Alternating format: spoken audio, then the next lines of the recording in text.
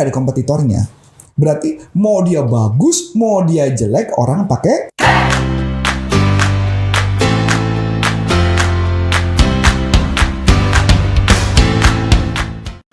Halo sahabat sales dimanapun Anda berada, jumpa lagi dengan saya Namelani dalam YouTube channel Coach Antonius Arif yang membahas tentang selling dan marketing. Nah, kali ini kita ada topik yang menarik nih, gimana kalau kita yang dikejar-kejar sama customer. Wah, keren juga ya. Nah, sebelum kita lanjut ke topik bincang-bincang kita bersama Coach Antonius Arif, yuk kita simak yang berikut ini ya. Sebelum Anda lanjut nonton video ini, silakan Anda subscribe, like, dan share kepada teman-teman Anda sehingga channel ini bisa bertumbuh. Halo sahabat sales dimanapun Anda berada, jumpa lagi dengan saya Namelani dan saat ini dengan saya sudah ada Coach Antonius Arif. Halo Coach. Halo. Apa kabar Coach? Baik, sehat ya? sehat. Udah lama nih kita nggak ketemu ya Coach ya? Betul. Nggak ketemu di studio maksudnya. Oh iya. Dalam pekerjaan masih ketemu ya Coach ya? Dalam pekerjaan dan di rumah tentunya. Oke, sahabat sales, kali ini kita mau bincang-bincang nih Coach. Ada pertanyaan nih sepertinya yang masuk ke kita. Gimana sih caranya supaya customer itu mencari kita? Jadi pada saat mereka butuh, mereka nggak nyari, mereka bukan nyari kompetitor tapi nyarinya ke kita. Ini sepertinya ini udah tingkat dewa ya. Ini pertanyaan too good to be true ya. Iya. Tetapi bisa sih, kita bisa bahas. Yang pertama, kalau buat saya pertama sebelum kita ngomong seperti itu, pertama kita tentukan dulu produk kita atau jasa kita. Kenapa sih customer itu perlu produk kita atau jasa kita?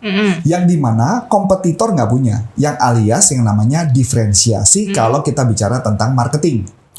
Diferensiasi atau unique selling proposition. Saya ambil contoh, corporate consulting itu kan sangat terkenal di dunia pelatihan berkaitan dengan penjualan, tetapi yang berkaitan dengan sales performance. Betul ya? Jadi kalau ada perusahaan yang membutuhkan peningkatan penjualan karena perusahaannya omsetnya tidak bagus, maka mereka akan hubungi kita. Betul nggak? Iya. Sedangkan untuk pelatihan-pelatihan yang lain, pasti hubungin bukan kita. Ya berarti clear ya. Jadi kita corporate consulting mempunyai unique selling proposition adalah mengenai sales performance. Masuk akal? Nah jadi pertanyaan yang pertama sederhana adalah apa bedanya kamu dibanding kompetitor? Itu dulu. Kalau kamu nggak beda sama kompetitor berarti persaingannya apa, Bu? Ujung-ujungnya kan harga. Betul nggak? Nah kalau kita berbeda maka otomatis harga tidak akan menjadi isu. Betul? Nah bahkan ambil contoh, seperti contoh kita ada satu project. Ketika ada satu project, ketika dia minta sesuatu, kita mau memberikan sesuatu ide proposal, ternyata ke mereka kelihatannya cuma hanya sekedar untuk training refreshing. Maka yang kita lakukan apa? Kita langsung ngomong kan, mohon maaf Pak, kami nggak bisa bantu karena itu bukan bidang kami. Karena bukan apa-apa, ketika kita membedakan itu, maka otomatis mereka jadi tahu, oh corporate consulting fokusnya ke situ. Bukan berarti kita sombong, nggak butuh uang, tetap butuh uang. Cuma balik lagi, karena kita harus menentukan bedanya kita sama kompetitor kita itu apa. Itu yang pertama. Yang kedua, aku suka dengan pembicaraan yang kebetulan salah satu tim trainer kita pernah bahas. Yaitu adalah Sumardi. Sumardi pernah mengatakan gini, apa kelebihan kamu? Dan kelebihan kamu perlu diinformasikan kepada customer. Kalau nggak diinformasikan ke customer, artinya bukan kelebihan. Masuk akal dong? Misal contoh, kelebihan kami adalah berkaitan dengan selling performance. Tetapi kita nggak pernah ngasih tahu orang-orang kelebihan kita. Terus customer tahu dari mana? Nggak tahu dari mana-mana dong. Jadi oleh sebab itu sebuah kelebihan atau nilai-nilai yang paling penting yang dimana dimiliki perusahaan harus diinformasikan kepada seluruh orang. Kenapa kita berbeda? Nah jadi pertanyaan menarik adalah di mana cara menyebarkannya? Berarti di seluruh media sosial yang dimana customer kita berada, Bu. Contoh customer kita berada di mana? Ada di LinkedIn, ya udah kita promosi di sana. Jadi kita akan menginformasikan kepada orang banyak bahwa apa yang membedakan kita daripada orang lain. Itu yang terus kita gaungkan. Karena ketika sudah digaungkan, harga tidak akan menjadi sebuah masalah. Masuk akal? Kalau kita sama, harga otomatis sama. Nah itu yang kedua. Nah, jadi pertanyaan menarik itu baru dua nih. Nah, yang ketiga, kebetulan kan tadi kita udah sempat diskusi sebelum kita mulai ya. Bu Ana sempat membicarakan juga tentang Pak Sumardi kan. Sumardi itu kan sebenarnya dia adalah salah satu penulis di majalah SWA. Dan dia memang jago banget di marketing. Bukan di selling ya, di marketing karena ya. bidangnya beda gitu ya. Nah, apa yang Bu Ana dapetin dari Sumardi kemarin? Sempat Ibu dengar stalking kan? Nah, apa yang Ibu dapat? Iya, menarik sih Coach Arif. Jadi di situ dibahas kalau kita sudah masuk ke area. Jadi beliau bilang itu ada 3, kalau saya bilang mirip lampu merah ya, merah, boleh. Kuning, hijau gitu ya. Jadi lampu merah tuh artinya customer itu pernah pakai kita dan kita mungkin entah mungkin produk kita yang nggak bagus atau mungkin service kita yang kurang memuaskan mereka. Akhirnya mereka itu jadi pembicaraan di mereka, saya nggak mau lagi beli di situ gitu kan. Di situ lama ininya pengirimannya gitu kan, atau misalnya kalau dia ada komplain tentang produk lama responnya gitu kan. Berbelit-belit pula. Nah, itu. Jadi golongan itu kita dikategorikan itu mereka range-nya di antara 0 sampai 6. Jadi kasih melakukan evaluasi ya. Jadi kalau kita melakukan evaluasi kepada mereka, terus kemudian mereka menilai kita kurang bagus dari 0 sampai 6, berarti dikategorikannya adalah mereka itu istilahnya detektor ya. Gitu. Jadi istilahnya mereka tuh orang-orang yang tidak puas lah dengan kita. Detektor ya, detektor ya, detektor ya, oke. Jadi mereka tidak puas dengan kita. Nah, kemudian ada lagi kategori customer kita yang area lampu kuning nih. Ya, berarti skornya angka 7 sampai 8. 7 sampai 8 berarti orang customer yang sudah beli sama kita lakukan survei mereka kalau dia ngasih angkanya 7 atau 8 itu berarti artinya gitu Coach Arif. Jadi dengan produk kita dengan service kita namun mereka itu masih bisa digoyang. Istilahnya masih bisa berubah pikiran nih kalau ada kompetitor kita nih yang produk sama, punya produk sama tapi dia memberikan service yang lebih. Betul. Bisa aja dia pindah. Exactly. Seperti itu. Nah, yang berikutnya terakhir ya lampu hijau. Nah, kalau di mana-mana lampu hijau bagus gitu kan. Skornya berapa? Itu skornya 9 sampai 10. 9 sampai 10. Jadi artinya setiap orang yang sudah membeli kita harus melakukan evaluasi. Nah, kalau kita bertanya kenapa customer kita bisa pindah ke orang lain, bisa jadi mereka hanya menskorkan angka kita 0 sampai 7.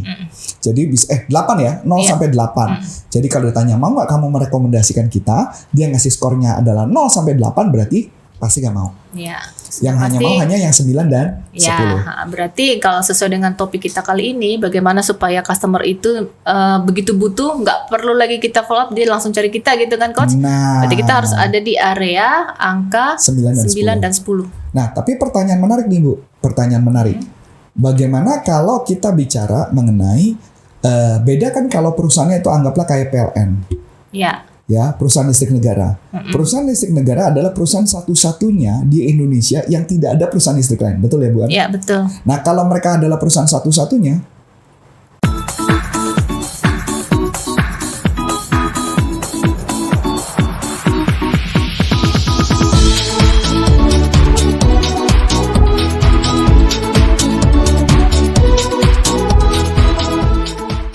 kalau kita berbicara PLN kan nggak ada kompetitornya. Berarti mau dia bagus, mau dia jelek, orang pakai punya dia. Betul ya, Bu? Begitu juga telepon rumah. Dulu kan hanya the only one adalah Telkom. Telkom, maka otomatis nggak ada kompetitor. Tapi berbeda sekarang, sudah sejak ada VoIP, sudah ada telepon mobile. Seperti contoh, dulu kita punya telepon rumah, sekarang telepon rumah kita nggak ada. Karena kita pakai handphone semua, karena pulsa makin murah, dan apalagi kalau pakai VoIP, ya, voice over internet protokol pasti akan lebih murah lagi. Jadi pertanyaan mana? Kompetitornya Telkom adalah yang nggak langsung adalah VoIP itu.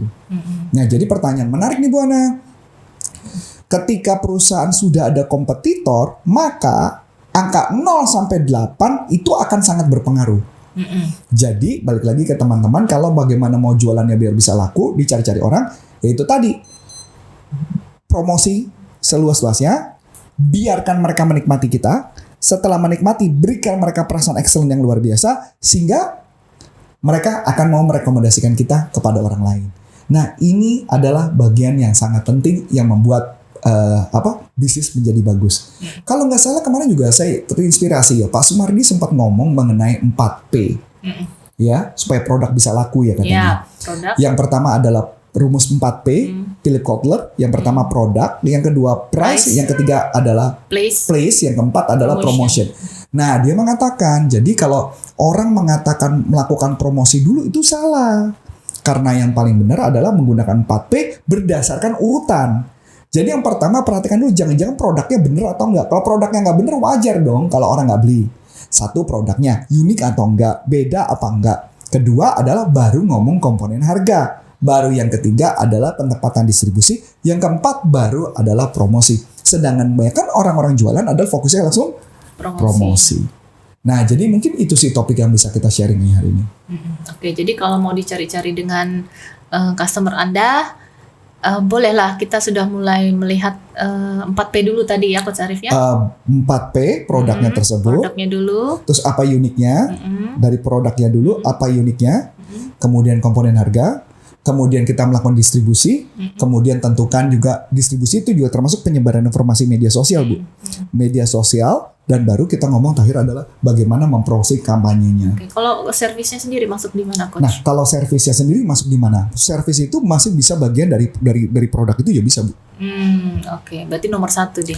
Bisa di produknya, bisa juga di ya bisa di produk dan distribusi sih. Balik lagi, karena sepanjang perjalanan setiap orang ketemu pasti ada pembicaraan sih. Pasti ujung-ujungnya servis bisa bagian. Tapi ada orang juga yang mengatakan apa servis itu juga bagian lain dari 4P-nya itu bisa juga. Jadi semua tergantung dari sudut pandang orang-orang masing-masing. Ya. Tapi intinya adalah buat kita apa uniknya, nilainya kita apa, dipromosikan apa enggak, diinformasikan enggak bedanya kita apa. Kalau enggak ada beda buat apa?